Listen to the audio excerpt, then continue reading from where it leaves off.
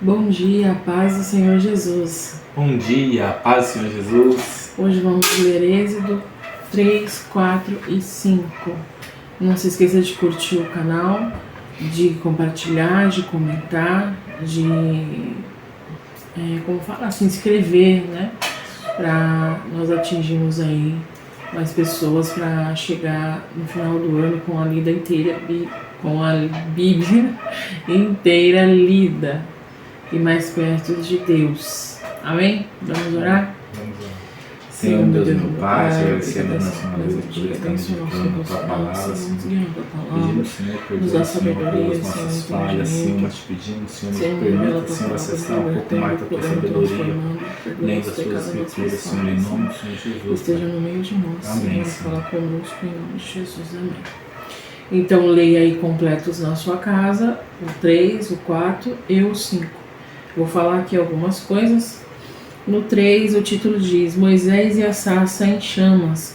Moisés pastoreava o rebanho de seu sogro Jetro, que era sacerdote de Midian. Um dia levou o rebanho para o outro lado do deserto, e chegando a Horebe, o monte de Deus, ali o anjo do Senhor lhe apareceu numa chama de fogo que saía do meio de uma sarça. Moisés viu que, embora a sarça estivesse em chamas, não era consumida pelo fogo. Que impressionante, pensou, porque a sarça não se queima? Vou ver isso de perto. O Senhor viu que ele se aproximava para observar, e então do meio da sarça Deus o chamou: Moisés, Moisés. Eis-me aqui, respondeu ele. Então disse Deus: Não se aproxime, tire as sandálias dos pés, pois o lugar em que você está é terra santa. Disse ainda: Eu sou o Deus de seu pai, o Deus de Abraão, o Deus de Isaque, o Deus de Jacó. Então Moisés cobriu o rosto, pois teve medo de olhar para Deus. Aqui é muito linda essa representação de Deus ali na sarça, né? Quando Deus fala com Moisés através desse arbusto em chamas e ele não se desfaz, né? Não se destrói, né? Com o fogo. E aqui no 4 diz, né? O Senhor viu que ele se aproximava. Não, aonde está? O 5, então disse Deus: Não se aproxime, tire a sandália dos pés, pois o lugar em que você está é terra santa. Aonde Deus está, tudo se torna santo, né? Muitas das vezes temos que fazer isso, tirar a sandália dos nossos pés, né? O que é tirar a sandália dos nossos pés? É tirar as distrações, né, os ruídos e até mesmo os pecados. Sim. Para nós nos aproximarmos de Deus, ter mais acesso, mais intimidade a Ele, né? Você concorda? Sim. É porque nas sandálias ficava toda a sujeira, né? De onde as pessoas caminhavam, né? Então ali é um sinal de tipo, venha limpo. Venha limpo. Porque, né, como ali é santo, né, o lugar que está é santo, verdade. Se entrar sujeira...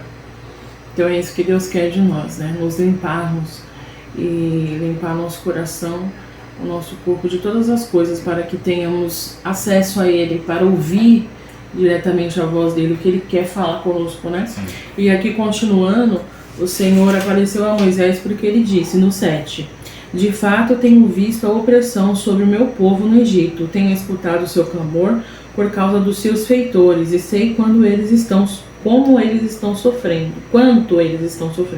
Por isso desci para livrá-los das mãos dos egípcios e tirá-los daqui para uma terra boa e vasta, onde há leite e mel com fartura, a terra dos cananeus, dos hititas, dos amorreus, dos ferzeus, dos heveus e dos jebuseus. Pois agora o clamor dos israelitas chegou a mim, e tenho visto como os egípcios os oprimem.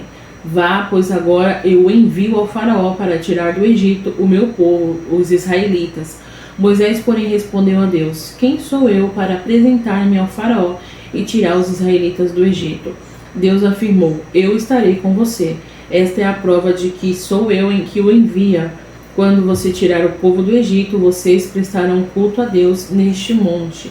Moisés perguntou: Quando eu chegar diante dos israelitas e lhe disser: O Deus dos seus antepassados me enviou a vocês, e eles me perguntarem qual é o nome dele, que lhes direi? Disse Deus a Moisés: Eu sou o que sou. É isso que você dirá aos israelitas: Eu sou, me enviou a vocês. Disse também Deus a Moisés: diga aos israelitas, o Senhor, o Deus dos seus antepassados, o Deus de Abraão, o Deus de Isaque, o Deus de Jacó, enviou-me a vocês. Esse é o meu nome para sempre, nome pelo qual serei lembrado de geração em geração. Aqui Moisés ele começa já a ficar um pouco preocupado, né? Eu fui chamado para libertar aquele povo, mas o que eu direi, né? E aqui Deus fala que o eu sou, né? Enviou Moisés, né? Ele quer dizer o quê, né? Você tem tudo, basta eu. O eu sou, o tudo me enviou. Mas ali Moisés continua ali, vamos dizer assim, né? Amedrontados. A Bíblia não diz isso, mas eu acredito que foi isso que ele sentiu. Porque ele disse: e se eles não acreditarem em mim? No capítulo 4, ele diz, né? E se eles não acreditarem em mim, nem quiserem me ouvir e disserem: o Senhor não apareceu a você? Então o Senhor lhe perguntou: que é isso em sua mão? Uma vara, respondeu ele. E ali foi um sinal, né? Aquela vara se tornou uma serpente. Depois Deus fez a mão dele ficar leprosa. Depois curou a mão. E ainda disse que se ele tocasse no Nilo, o Nilo se tornaria sangue, né? Então ali eram aqueles sinais que Moisés mostraria ao povo de Israel que sim, Deus falou com ele para libertar o povo ali do Egito, né? Dos egípcios. Mas mesmo assim Moisés continua. Ele fala: ó Senhor, no 4:10, nunca tive facilidade para falar, nem no passado, nem agora que falaste ao teu servo. Não consigo falar bem. E aí o Senhor fala: quem deu boca ao homem? Quem fez o surdo mudo? Quem lhe concede vista ou o torna cego? Não sou eu, o Senhor? Agora vá, eu estarei com você, ensinando-lhe o que dizer. Mas aí Moisés insiste: ah, Senhor, peço-te que envies outra pessoa. Então o Senhor se irou com Moisés e lhe disse: você não tem um irmão, Arão, o levita? Eu sei que ele fala bem. Então quer dizer, né? Muitas das vezes é isso que acontece conosco. A gente quer negar o chamado, né, do Senhor na nossa vida. A gente tem medo de sair ali da nossa zona de conforto, né? Porque, é claro, esse chamado aqui de Moisés não era fácil. Não era fácil, né? Ele voltar da terra onde ele saiu fugido, né? Da onde ele teve ali vários problemas desde sua infância, né? Um menino adotado. Ele ter que voltar para aquele lugar, ter que dar de cara com o faraó, ser libertador de Israel. Então, acredito que ele sentiu medo, ele pensou: quem sou eu, né? Quem sou eu para fazer isso? Se no debate com os hebreus, antes dele fugir, que ele ainda era, né, egípcio, tinha poder, ele já ficou com medo, né? Aqui. E a gente é assim, a gente se amedronta diante do ministério, né, da obra que o Senhor coloca nas nossas mãos. Mas não é sobre nós, né? Não é sobre mim, não é sobre você, é sobre Deus, né? É sobre o que Deus quer fazer, porque toda honra e toda glória seja dada a Ele. Exatamente. E aí a gente fica com medo, mas aqui já diz o texto, né? O eu sou te enviou, sou eu que vou falar através de você. Então é Deus que nos usa, né? Nós somos só apenas instrumentos nas mãos do Senhor, porque foi para isso que fomos chamados, né? Para viver o nosso ministério, para ser usado pelo Senhor, para chamar vidas, para resgatar almas, né? Para fazer o ID, para pregar as boas novas. Não é sobre nós, é sobre Deus e é sobre o que Ele precisa fazer no meio de nós, né? Não deixe o medo te parar, não deixe o medo te paralisar, né? Te deter, né? Porque o Deus, o eu sou, está com você, e onde Ele está, Ele faz acontecer, porque é Ele que fala, não somos nós. Não é sobre que você estuda ou quem você nasceu para ser, se você sabe falar, se você não sabe. Exatamente. Porque é Deus quem faz, não somos nós. Pode ser a pessoa mais inteligente do mundo, mas se ela não tiver unção, se Deus não estiver com ela, nada vai acontecer, né? Dali nada vai sair, vai ser palavras vãs, mesmo que esteja com tanta eloquência, né? Nada vai acontecer, porque o que nós precisamos é da unção de Deus e estar na direção e na obediência dele. E aqui não quer falar alguma coisa? Não, eu tava aqui procurando da onde você tirou que a água do Nilo veio a sangue. É no texto. Mas pra minha cabeça eu tava, mano, acho que a Bruna comeu bola. Aí eu comecei a ler aqui e falei, mano, não é possível. É no capítulo 4. No 4:9. E aí, na continuação, né, Moisés ele vai, lá para o Egito, né? Se encontra ali com o povo e o povo creu, né? Diz aqui no 31, e eles creram quando o povo soube que o Senhor decidira vir em seu auxílio, tendo visto a sua opressão, curvou-se em adoração. Muitas das vezes a gente pede tanto ao Senhor, a gente ora, a gente chora, a gente sofre, a gente acha que Deus não está nos vendo, né?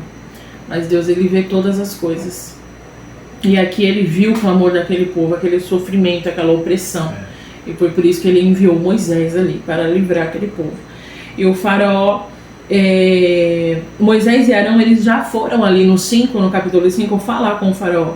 Mas o faraó ficou com o coração duro, né? Como Deus já tinha visto, já sabia que isso aconteceria. E o faraó respondeu no 5:2, quem é o Senhor para que eu lhe obedeça e deixe Israel sair? É engraçado, era isso que eu ia falar, era melhor ele nem ter falado isso, porque eu acho que Deus falou, você vai saber quem sou eu. Né? E ele de fato... Ele só tava pedindo para dar uma voltinha, nem tava falando que ia embora. Seria tudo mais fácil, né? Se eles deixassem eles ir de boa vontade, iria ficar tudo bem. Mas não. Acho que agora ia ficar pro Egito, né? Tipo, olha lá, o povo é grande agora, porque nós abastecemos eles e ainda demos verdade. Tempo para eles ir embora. Mas aqui ele pediu, ó, pra não conhecer, né? Mas para saber quem era o Deus de Israel. E ele conheceu na dor, da pior maneira, né? E ali continuando no 6 ele diz, no mesmo dia o faraó deu a seguinte ordem aos feitores e capatazes responsáveis pelo povo: não forneçam mais palha ao povo para fazer tijolos como faziam antes, eles que tratem de ajuntar palha, mas exijam que continuem a fazer a mesma quantidade de tijolos, não reduzam a conta. São preguiçosos e por isso estão clamando. Iremos oferecer sacrifícios ao nosso Deus. Aumentem a carga de trabalho dessa gente para que cumpram suas tarefas e não deem atenção a mentiras. Foi o que o Lucas tinha dito. Moisés ele foi falar com o faraó primeiro para eles saírem, né? Para fazer um sacrifício ao Senhor por 3 dias. Não era ainda de fato para eles ir embora, né? E o faraó não gostou disso, não deixou e ainda piorou a carga deles de trabalho, né? Não deu os materiais que eles precisavam, então quer dizer, eles trabalharam mais, né? Eles ficaram sofrendo mais. E aí no 17 diz, respondeu o faraó, preguiçosos é o que vocês são, preguiçosos. Por isso mandou dizendo, iremos oferecer sacrifícios ao Senhor. E no 21, porque aqui nesse 17, como que fala? Os líderes, né, dos israelitas, eles foram lá, os líderes dos escravos, né? Eles foram lá falar com o faraó. E aí o faraó disse isso que eu acabei de dizer no 17. E aí eles ficaram, os capatazes israelitas se viram em dificuldade quando lhe disseram que não poderiam reduzir a quantidade de tijolos exigida a cada dia. Ao saírem da presença do faraó, encontraram-se com Moisés e Arão, que estavam à espera deles. 21.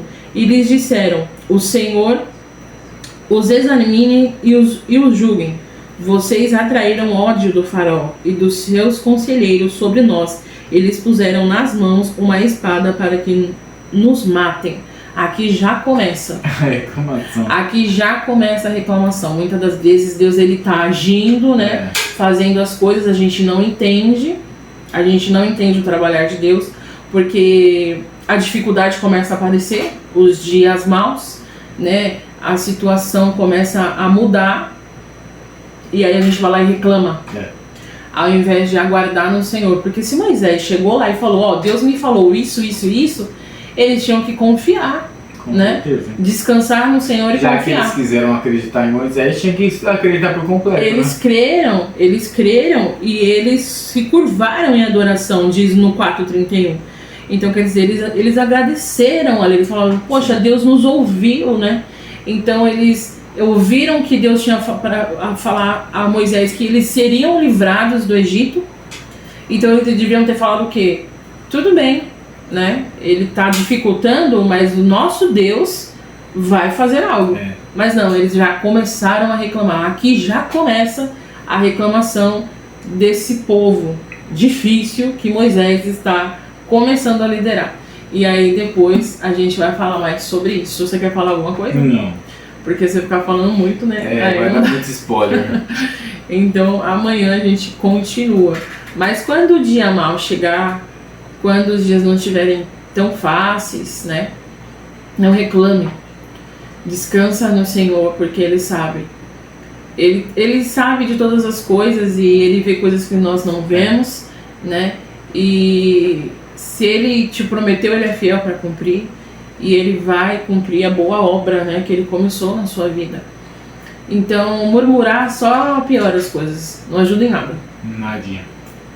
Então, não faça isso. Descansa no Senhor. Muitas das vezes a lágrima pode até cair, mas a reclamação é melhor não sair. Porque Deus, Ele colhe as suas lágrimas, mas quando você murmura, muitas das vezes, a bênção talvez ela pode se reter, né? Sim. Então descanse no Senhor, acredite que dias melhores virão, porque Ele está vendo o que está acontecendo, o que você está passando, o que você precisa. E Ele vai entrar com providência. Amém? Amém? Vamos orar? Senhor, meu Deus e meu Pai, agradecemos por essa palavra, Senhor, nos ajuda a descansar confiante, Senhor, nos ajuda a entender a Tua palavra, a viver a Tua palavra, a viver o que o Senhor nos chamou para viver, Pai. Guia-nos, Senhor, nos liberta, nos transforma a cada dia, Senhor, com a Tua palavra. Em nome de Jesus, amém. Tchau, tchau.